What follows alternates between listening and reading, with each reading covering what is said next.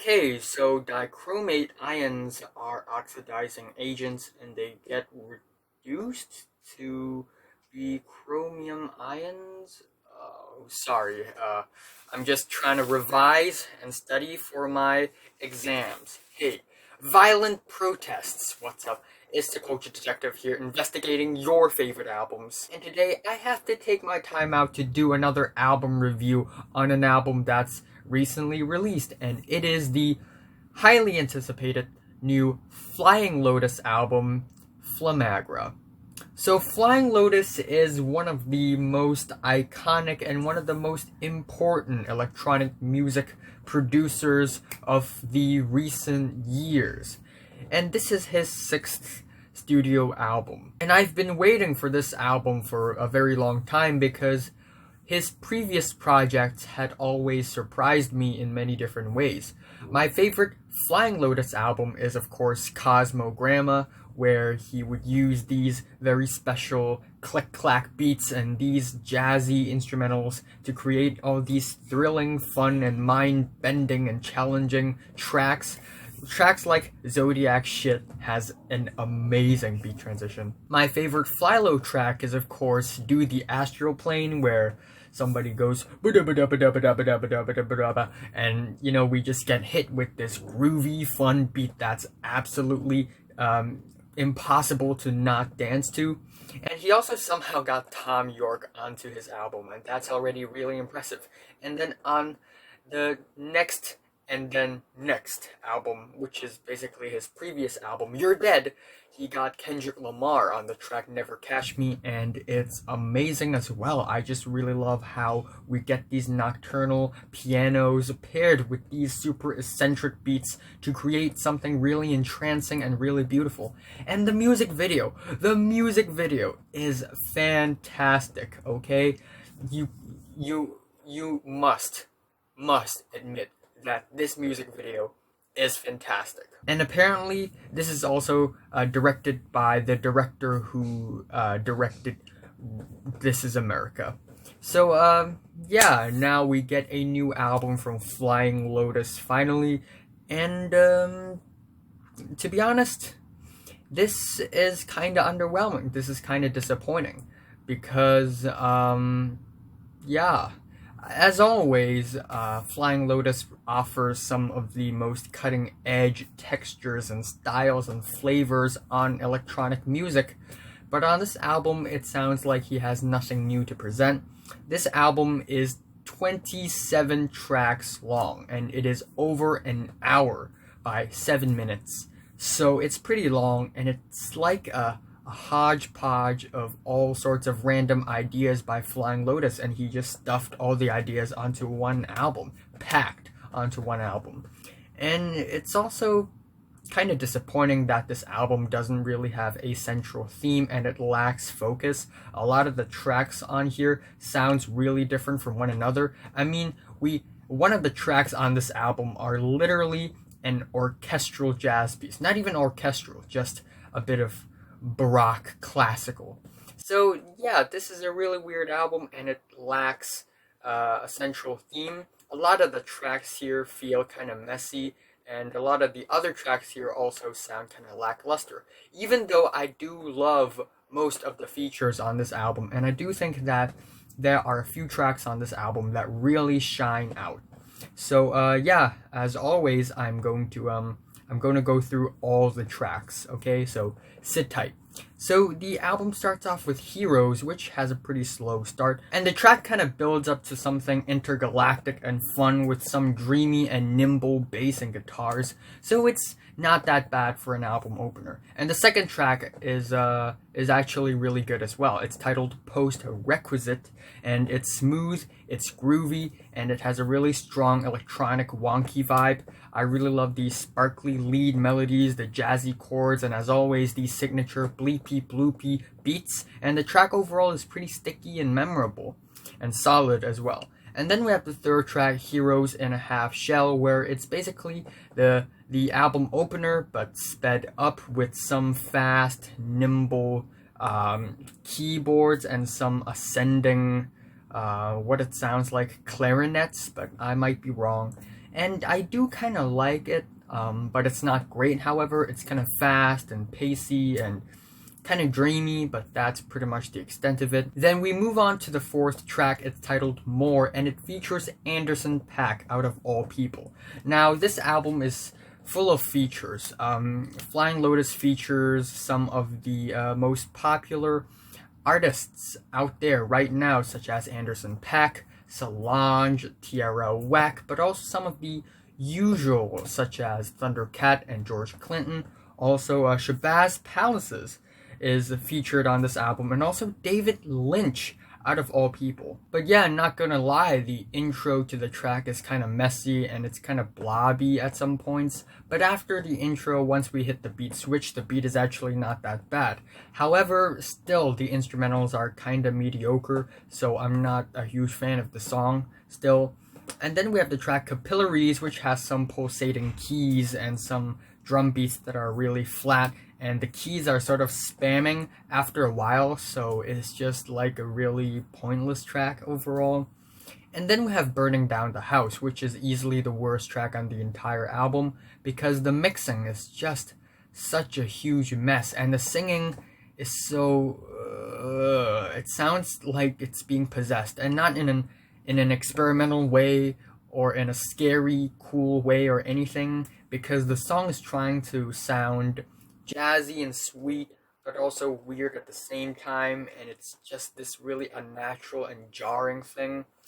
The pianos are pretty messy, the singing is kind of horrid, and the song is almost groovy, but every time it tries to get groovy, it just falls flat, so the song is kind of a mess.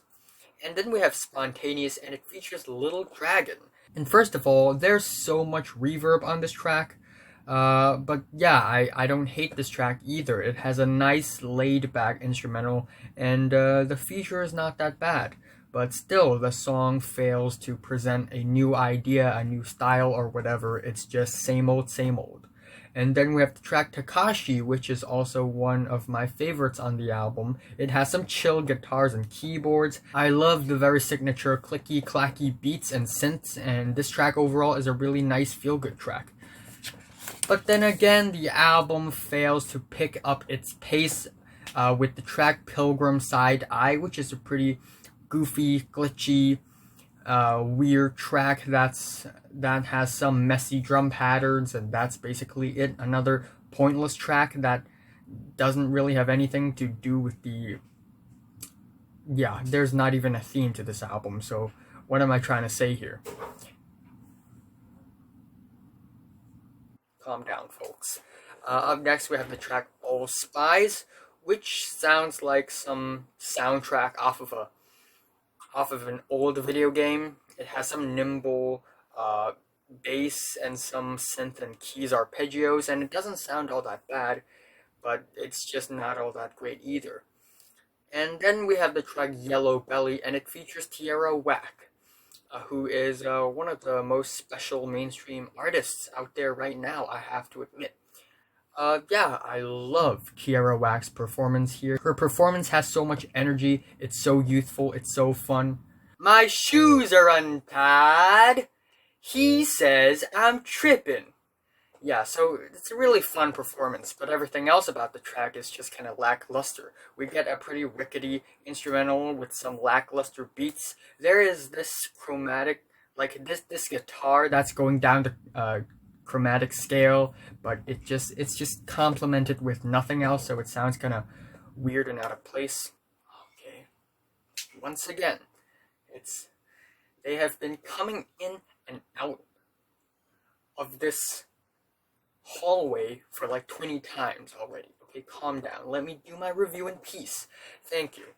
So what's next is what's possibly the best track on the entire album. It's Black Balloon Reprise, and it features Denzel Curry, and again, his performance is amazing. His feature is full of energy, and it's really angry and gloomy, especially on this track.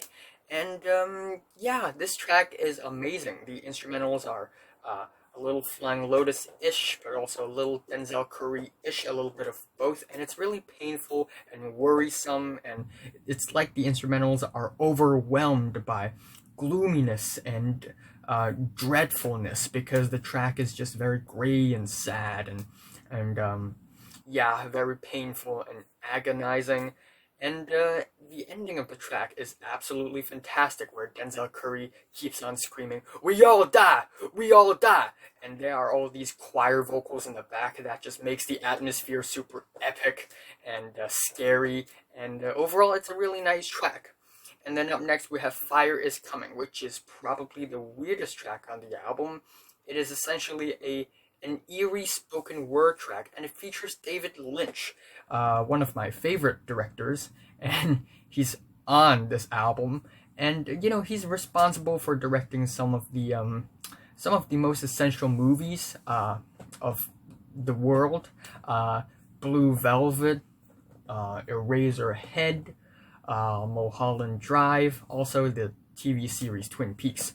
So I was super duper surprised to see David Lynch being featured on this album, and indeed the tale that David Lynch had spoken on this track is really twisted and sinister, but also really brilliant and ingenious. And then the track sort of ends off with this crazy, warpy, click-clacky ending that's kind of thrilling and fun, and I love it. And then up next we have the track Inside Your Home, which is also kind of just okay. It's pretty fast and nimble and watery, but it's also a little bit messy. And then on the next track, it's actually virtual, and it features Shabazz Palaces.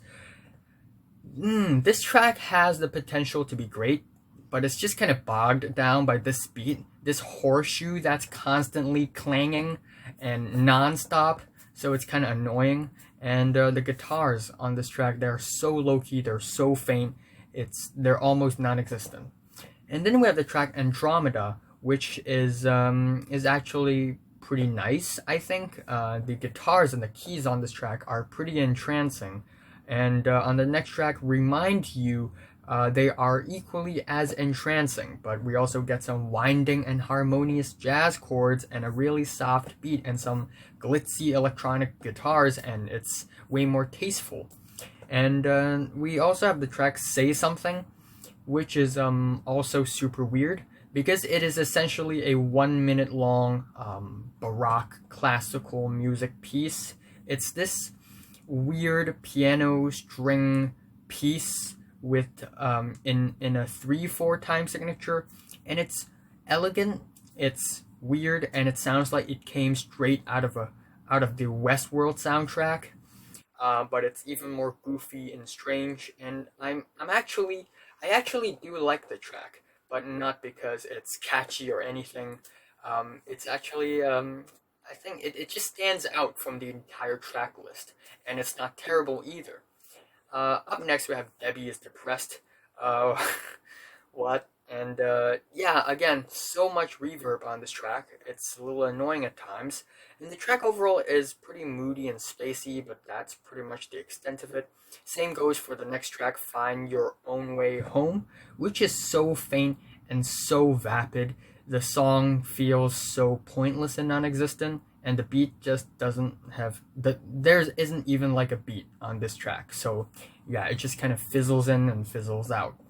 And then we have the track The Climb, and it features Thundercat, and it is one of the better tunes on the album. It's solid, it's sweet, and I also really like the warm and jazzy vocal harmonies. And the next track is Pygmy, which is another pretty weird track because it sounds like the track happened in a jungle or in a forest. And yeah, the track has a vibe. It has a cool atmosphere to it. And the beat is kind of chill, and it's kind of special, so I do kind of like it, even though it's nothing all that grand or anything. And then we have the track 9 Carats, and it features Toro E. Moore. And again, a lot of reverb, and the instrumentals are incredibly laid back, and the vocals by Toro E. Moore are almost non-existent. So again, it sounds pretty head-scratching and also pretty lackluster. And then we also have FF4, which is a very short track that sounds like it could be the instrumentals to a cool video essay on YouTube, like it's some sort of lo-fi hip-hop track, lo-fi hip-hop beat track. And yeah, I mean, it's not bad, but not like Flying Lotus had his own spin on this type of music anyway, so it's just kind of there for not any particular reason. And then we have Land of Honey, and it features Solange, and the track is pretty soft and dreamy and entrancing, and towards the last leg of the track we get some mind-expanding astronomical strings, which are really beautiful. And the next track, Thank You Malcolm, is also one of the better tracks on this album because it is pretty explosive, pretty colorful, pretty thrilling, and pretty entrancing. It has a really heavy Kamasi Washington vibe for some reason. Like, if it's not electronic music, if it's a little more organic and a little slower, it could have been a track on Kamasi Washington's latest album. And the album just ends off with Hot Oct, which is a pretty long-winded ambient track. It's straight up ambient. And at first we get some lonely pianos, which are really nice, but then it sort of melts into raining noise, and then some really faint choir vocals that's just there in the back, like it's some sort of, ambient track, which it is, but it's just nothing all that special. So, while I do enjoy a lot of the cuts on this album, I still think overall the album's pretty messy, and it's like Flying Lotus had all these random ideas and cool ideas for tracks, but he just sort of threw all of them into the record and hoping that some of them will hit and some of them will miss as well. So, I really don't want to say this, but this might be the worst Flying Lotus project yet. I am, a little underwhelmed by this album. My favorite track is Black Balloon Reprise, and my least favorite is Burning Down the House, and I'm giving Flying Lotus Flamagra a strong 6 out of 10. Maybe a decent 6. You know what? A decent 6. Decent 6 out of 10. So, have you listened to this new Flying Lotus album? From 1 to 10, how much did you rate it? Like if you like it, hate if you hate it, and subscribe if you want more. And thanks for watching.